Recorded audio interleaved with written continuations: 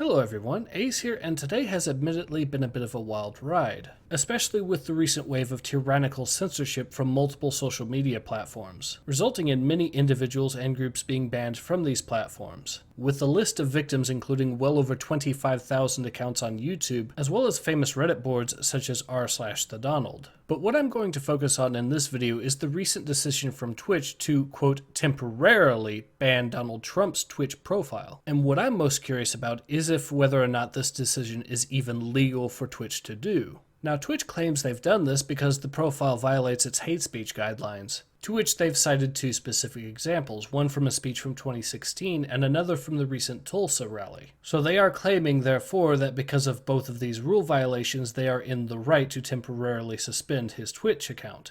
However, the big question is, of course, whether or not this is illegal in the United States. And I have to ask this because there's actually a relatively similar situation, also regarding Donald Trump's social media presence, that did result in a court case and ruling in this sort of matter. As back in May of 2018, a federal judge from New York City ultimately ruled that Donald Trump was not legally allowed to block anyone from his Twitter profile, ultimately stating, and I quote, "Turning to the merits of plaintiff's First Amendment claim, we hold that the speech in which they seek to engage is protected by the First Amendment, and that the President and Scavino exert governmental control over certain aspects of the @RealDonaldTrump account, including the interactive space of the tweets sent from the account. That interactive space is susceptible to analysis under the Supreme Court's forum doctrines and is properly characterized as a designated public forum." In other words, Donald Trump's Twitter account is very specifically considered a public forum. And I do very specifically mean Donald Trump's Twitter profile rather than Twitter as a whole.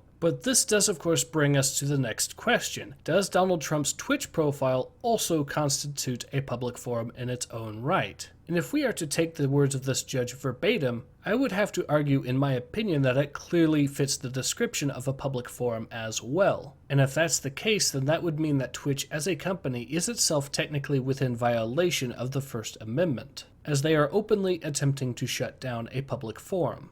Of course, the big question is whether or not someone will take Twitch to court over this. And I say someone for a reason, as it doesn't necessarily have to be Donald Trump that takes them to court over this, as by temporarily suspending his Twitch profile, they have essentially denied access to literally every single person in the country, which means that any one of the 320 plus million people that live in the United States could theoretically make a court case. Of course, I am no legal expert in this matter, so if I am wrong and you do happen to know a thing or two about law, then by all means feel free to correct me.